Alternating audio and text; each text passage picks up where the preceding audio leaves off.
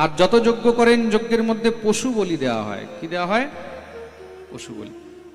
দেখুন, আমাদের ভারতীয় শাস্ত্র সংগ্রহের মধ্যে দুই প্রকারের শাস্ত্র আছে, এক হলো আগম, এক হলো নিগম। এক হলো আগম শাস্ত্র, এক হলো নিগম শাস্ত্র। যেগুলো আগম শাস্ত্র, আগম শাস্ত্রের মধ্যে অনেক জায়গায় কিন্তু তন্ত্র বিধানে পূজা পাঠ লেখা রয়েছে। শাস্ত্র তিন প্রকারের, খুব মন দিয়ে শুনুন। এক হলো সাত্বিক, এক হলো রাজসিক, আর এক হলো তামসিক। যেগুলো তামসিক গ্রন্থ, সেগুলোর মধ্যে তামসিক পদ্ধতি দ্বারা দেবতাদের পুজোর বিধান রয়েছে। অনেক সময় অনেক জায়গায় অনেকে এসব নিয়ে তর্ক করে যে তন্ত্রশাস্ত্রে তো এমন বিধান রয়েছে, ওখানে বলিও দেওয়া যায়, ওখানে এও হয়। তা এগুলো কি ভুল? ভুল নয়। যেই শাস্ত্র যেই উদ্দেশ্য নিয়ে লেখা হয়েছে সেই শাস্ত্র নিজের জায়গায় একদম ঠিক লিখেছে, কিন্তু জীবনের মধ্যে শান্তি তামসিক রীতির মধ্যে নেই। যেখানে তমস আছে, তমস শব্দের অর্থ কি হলো? তমস মানে অন্ধকার। তমস শব্দের অর্থ কি? জোরে বলো। আর শাস্ত্র কি বলছে? আসতো মা সদ্গময় তমসো মা জ্যোতির্গময়। হে প্রভু, আমাদেরকে অন্ধকার থেকে প্রকাশের দিকে নিয়ে চলো। তমসো মা জ্যোতির্গময়। তমস শব্দের অর্থ কি? অন্ধকার। তামসিক শাস্ত্র কি? তামসিক শাস্ত্রকে কল্পিত শাস্ত্র বলা হয়েছে। আগম শাস্ত্রের মধ্যে যে তামসিক শাস্ত্র, এগুলো হলো কল্পিত শাস্ত্র। এইগুলো ভগবান মায়ার প্রচারের জন্য তৈরি করিয়েছেন। ভগবান ভগবতী যোগমায়াকে বলছেন, দেবীর যেষা গুণময়ী মম মায়া দুরত্যয়া। হে দেবী, তুমি তন্ত্রশাস্ত্রের দ্বারা নিজের মায়ার বিস্তার করো। স্বাগময়ী কল্পিতৈ স্তঞ্চ মজ্জনান বিমুখান কুরু। আর এই সংসারের জীবকে আমার থেকে বিমুখ করো, আমার থেকে দূরে নিয়ে যাও। তো দূরে কি করে নিয়ে যাবে? দূরে নিয়ে যাওয়ার জন্য কোনো না কোনো একটা মাধ্যম তো চাই, কোনো না কোনো একটা নিমিত্ত তো চাই। এখন আমাদের পূর্বপুরুষ, বাপ ঠাকুর দাদা, তাদের বাপ ঠাকুর দাদা, তাদের বাপ ঠাকুর দাদা, তাদের সময় থেকে যখন বলি আরম্ভ হয়েছে, তা প্রথম যখন কাউকে বলা হয়েছে যে তুমি বলি দাও, এই পশুর মাথা কাটো, তখন নিশ্চয়ই সে জিজ্ঞাসা করেছে হবে যে কেন মাথা কাটবো, কেন বলি দেব? তখন তাকে একটা মাধ্যম দেখানো হয়েছে, নিমিত্ত দেখানো হয়েছে, বলে দেখো অমুক শাস্ত্রে লেখা রয়েছে, তা তুমি করো, তাহলে তুমি তার ফল পাবে। কাউকে দিয়ে কোনো কাজ করাতে হলে তাকে কিছু না কিছু রাস্তা দেখাতে হয়, তাই তো? কিছু না কিছু লোভ দেখাতে হয়, কিছু না কিছু প্রলোভন দিতে হয়। লোভ ছাড়া, প্রলোভন ছাড়া, স্বার্থ ছাড়া এই সংসারে কেউ কোনো কাজ করে না। নিঃস্বার্থে কেউ কোনো জীবকে গিয়ে হত্যা করবে? নিঃস্বার্থে কেউ কোনো পাঁঠাকে নিয়ে বলি দেবে? নিঃস্বার্থে কেউ কোনো ভেড়াকে বলি দেবে? নিঃস্বার্থে কেউ কোনো মহিষকে বলি দেবে? দেবে কি? তার পিছনে নিশ্চয়ই কিছু স্বার্থ আছে। এটা কি? এটাই হলো মায়া। সে অপরাধ করবে, পাপ করবে। আর যখন আমরা তামসিক শাস্ত্র থেকে সাত্ত্বিক শাস্ত্রের দিকে যাব, তখন কি বলছেন? হিংসাজন্যম চ পাপম চ লভতে নাত্র সংশয়। তো মন দিয়ে শুনবে কিন্তু কি বলছেন? হিংসাজন্যম চ পাপম চ লভতে নাত্র সংশয়। এই সংসারের মধ্যে হিংসা করে কখনো কোনো পুণ্য হয় না। হিংসা করে কি হয়? শুধু পাপ হয়। তাহলে এই যে আমাদেরকে কল্পিত শাস্ত্রের মাধ্যমে, আগম শাস্ত্রে, তন্ত্র শাস্ত্রের মাধ্যমে যে আমাদেরকে এই বলি ইত্যাদির প্রথা বলা হয়েছে, এগুলো কিসের জন্য? বলে এগুলো দেবীর যেষা গুণময়ী মম মায়া দুরত্যয়া। এগুলো আমাদেরকে ভগবান থেকে দূরে পাঠাবার জন্য বানানো হয়েছে, তাতে যেন আমরা এই অপরাধ মার্গের দ্বারা ভগবান থেকে দূরে সরে যাই। এই সংসারে কেউ চায় যে আমার কাছে ভিড় লেগে থাক? সবাই চায় আমি একটু শান্তিতে থাকি, তাই তো? দিনরাত যদি কারোর কাছে ভিড় লেগে থাকে তাহলে কি হয়, বলে তার শান্তি নষ্ট হয়ে যায়। প্রেম সে বলো, ভগবানের কাছে আমাদের মতন যদি আলতু ফালতু লোক সব পৌঁছে যায়, আমরা যত পুণ্য করব, যত ধর্ম করব, যত পাপ থেকে মুক্ত হব, ততই তো ভগবানের কাছে চলে যাব। আর কাছে চলে গেলে কি হবে, বলে ভগবান ডিস্টার্ব হবে, বলে আরে এও চলে আসলো, এও চলে আসলো। তখন ভগবান কি করবে, ভগবান মনে মনে তো এখন মানা করতে পারবেন না, তো ভগবান কি করবেন, বলে মায়াকে লাগিয়ে দেবেন। কাকে লাগিয়ে দেবেন, মায়া। মায়াকে, মায়া হলেন ভগবানের অর্ধাঙ্গিনী, ভগবানের স্ত্রী, ভগবানের পত্নী। ভগবান মায়ার দিকে তাকাচ্ছেন, মায়া বলছে কি করব, বলে ভাগাও এগুলোকে।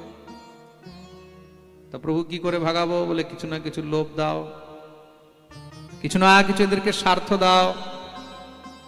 স্বাগময়ী কল্পিতৈ স্তঞ্চ মজ্জনান বিমুখান কুরু, আমার থেকে বিমুখ করো, দূরে নিয়ে।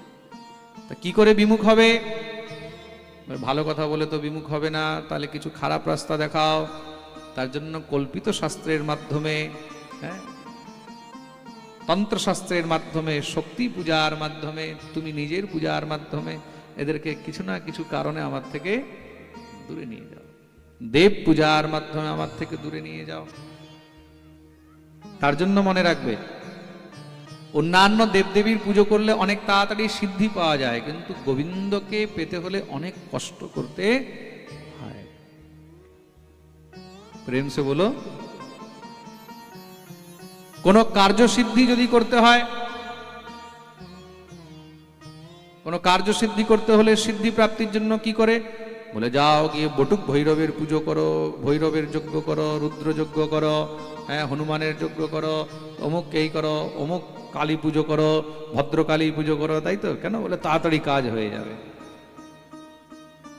আর গোবিন্দের পুজো করলে বলে অনেক টাইম লাগে, ভগবান অত সহজে আসেন না, ধরা দেন না। প্রেম সে বলো, তা মায়ার কাজ কি, মায়ার কাজ হলো বেশি ভিড় হলে বলে এদেরকে রাস্তা ফিরিয়ে দাও, এদেরকে উল্টো পাল্টা রাস্তা দেখিয়ে দাও, এদেরকে উল্টো পাল্টা রাস্তা দেখিয়ে দাও। তাহলে কি হবে, বলে ঘুরতে থাকবে, জগতের মধ্যে ঘুরতে থাকবে। 1 জন্ম, 2 জন্ম, 4 জন্ম, 10 জন্ম, 20 জন্ম, 50 জন্ম, 100 জন্ম, 1000 জন্ম, 1 লক্ষ জন্ম, এরকম করতে করতে 2 লক্ষ, 4 লক্ষ, 10 লক্ষ, 84 লক্ষ জনি মায়া আমাদেরকে ঘোরাতে থাকে। প্রেম সে বলো, এর জন্য যারা বুদ্ধিমান ব্যক্তি তারা কি করেন, এই তামসিক শাস্ত্র, এই কল্পিত শাস্ত্র, আগম শাস্ত্র, এগুলো থেকে দূরে চলে যান। 18টি পুরাণ, তার মধ্যেও 6টি সাত্ত্বিক, 6টি রাজসিক, আর 6টি হলো তামসিক পুরাণ। প্রেম সে বলো, তা কেন বলা হয়েছে, প্রাচীন বর্হিকে এই উপদেশ করছেন দেবর্ষি নারদ। কে উপদেশ করছেন, দেবর্ষি নারদ। তুমি এই যে যজ্ঞগুলো করলে, এত পশু বলি দিলে, এগুলো দিয়ে কি হলো, বলে শুধু তুমি অপরাধ কামিয়েছ, তুমি শুধু অপরাধ কামিয়েছ, পাপ কামিয়েছ। কি বলছেন, শাস্ত্রের মধ্যে লেখা রয়েছে এই যজ্ঞ করব, পশু বলি দেব, তাহলে দেবতা প্রসন্ন হবে। এইগুলো হলো জীবকে ভ্রমিত করার জন্য, জীবকে ভ্রমিত করার জন্য, ভগবান থেকে দূরে করার জন্য দেবর্ষি নারদ উপদেশ করছেন প্রাচীন। খুব মন দিয়ে শুনবে প্রাচীন বর্হি, তুমি যাকে যাকে হত্যা করেছো, তুমি যাদের যাদের বলি দিয়েছো, তারা সবাই কিন্তু তোমাকে মারার জন্য একদম তৈরি হয়ে রয়েছে, সবাই তোমাকে খাওয়ার জন্য তৈরি হয়ে রয়েছে। সেটা কি করে সম্ভব, বলে একটা কাজ করো, উপরের দিকে তাকাও। উপরের দিকে তাকিয়েছে, বলে কিছু দেখতে পাচ্ছ, বলে না। দেবর্ষি নারদ তাকে দিব্য দৃষ্টি দিলেন। দিব্য দৃষ্টি দিতেই কি দেখছে, যত পশু, যত জীব হত্যা হয়েছে সেই যজ্ঞের মধ্যে সবাই মুখ খুলে একদম মহারাজ তৈরি হয়ে বসে আছে। কখন প্রাচীন বরি আসবে আর কখন তাকে আমরা খাবো। কেন, শাস্ত্র বলেছে ইয়ম হন্তি সতম হন্তি চেত্তি বেদোক্তমেব চ। তুমি যাকে মেরেছো সেও একদিন তোমাকে সেইভাবেই মারবে, এটার মধ্যে কোনো সংশয় নেই। প্রেম সে বলো, প্রাচীন বরি তো এই দৃশ্য দেখেই ভয় পেয়ে গেছে। প্রভু তাহলে আমি কি করবো বলে সব ছেড়ে দাও, সব পরিত্যাগ করে দিয়ে সাত্বিক মার্গ ধরো, ভগবানের ভজন করো, গোবিন্দের গুণগান করো, হরি ভজন করো, তাতেই একমাত্র জীবনে উদ্ধার সম্ভব, অন্যথা আর কোনো রাস্তা নেই। প্রেম সে বলো, আর দ্বিতীয় কোনো রাস্তা নেই। প্রাচীন বরহি সঙ্গে সঙ্গে সমস্ত সব ত্যাগ করে দিলেন। তার জন্য কেন বলা হয়েছে নানা ধর্ম, নানা পন্থ, নানা রাস্তা সব ছেড়ে দিয়ে একমাত্র গোবিন্দের শরণাগতি নাও।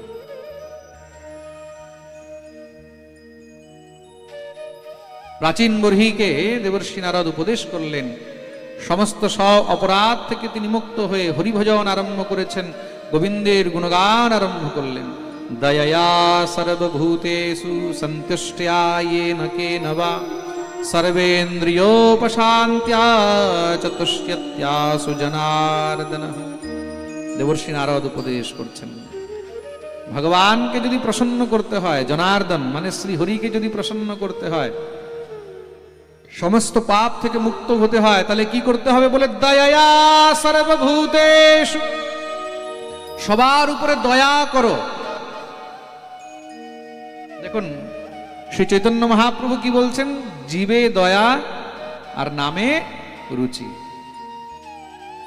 এই জীবে দয়া নামে রুচি কোথার থেকে আসলো বলে, এটা আগে দেবর্ষি নারদ প্রাচীন বরহিকে উপদেশ করেছেন। দয়া সর্বভূতেষু, সমস্ত চরাচর জগতের প্রাণীর উপরে দয়া করো।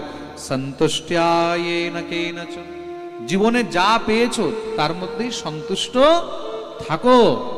সর্বেন্দ্রিয়োপশান্ত্য়া চ, আর নিজের ইন্দ্রিয়গুলোকে দমন করে রাখো, তবে গিয়ে মন, চিত্ত, ইন্দ্রিয় এগুলো শান্ত থাকবে, আর তখনই গিয়ে ভগবান তোমার উপরে প্রসন্ন হবে। প্রেম সে বলো। যেরকম সুগারের রুগী হয় না, সুগারের রুগীকে যদি তুমি সামনে মিষ্টি দিয়ে দাও, মিষ্টি দেখলেই দেখবে জিভের মধ্যে কারেন্ট চলে আসে। সুগারের রুগীকে মিষ্টি দেখিয়ে দাও, জিভে কারেন্ট চলে আসবে একদম, কত তাড়াতাড়ি খাই। সেই সময় যদি কেউ নিজেকে কন্ট্রোল করে ওইটাকে ত্যাগ করে দেয়, বলে না না খাবো না, সে বেঁচে যাবে। আর যে খেয়ে নিচ্ছে বলে তাড়াতাড়ি গোবিন্দায় নমো নমঃ, তাড়াতাড়ি পার হবে। তাই তো কন্ট্রোল নিজের ইন্দ্রিয়কে, রসনাকে। তদ্রূপে জগৎ, জগতের মধ্যে আমাদের অনেক শত্রু আছে, আমাদের অনেক শত্রু আছে। কি কি শত্রু বলে, কাম, ক্রোধ, লোভ, মোহ, মৎসর, অবিদ্যা। বলি যদি দিতে হয় তাহলে এইগুলোর বলি দাও। প্রেম সে বলো। প্রাচীন বরহির উদ্ধার করলেন। এদিকে কি হয়েছে, প্রিয়ব্রত মহারাজকে রাজা বানানো হয়েছে। প্রিয়ব্রতকে সেই উত্তানপদের বড় ভাই, ধ্রুবের জেঠু। প্রিয়ব্রত ভাগবত আত্মা রাম কথম মনে, গৃহে রমত যন্মূল কর্ম বন্ধ পরাভব। প্রিয়ব্রত মহারাজকে বলা হলো, এখন আর কোনো ভালো রাজা নেই, তার জন্য তুমি পৃথিবীর রাজত্ব সামলাও। প্রিয়ব্রত মহারাজ সমস্ত সব তপস্যা ইত্যাদি এগুলোকে পূর্ণ করে এসেছেন, রাজগদ্দি সামলালেন। তার পুত্র হলো, নাম হলো আগ্নিধ্র। আগ্নিধ্রের পুত্র হলেন নাভি, নাভির পুত্র হলেন ঋষভদেব। এই ঋষভদেব স্বয়ং ভগবানের অবতার। বলিয়ে ঋষভদেব ভগবান কি। ঋষভদেবের 100টি পুত্র, তার মধ্যে সব থেকে বড় পুত্রের নাম হলো ভরত। সব থেকে ছোট 9 পুত্র, তাদের নাম হলো নবযোগেন্দ্র, কবি, হরি, অন্তরিক্ষ, প্রবুদ্ধ, পিপ্পলায়ন, আবির্হোত্র, দ্রুমিল, চমস আর করভাজ। এই 9 জন হলেন নবযোগেন্দ্র।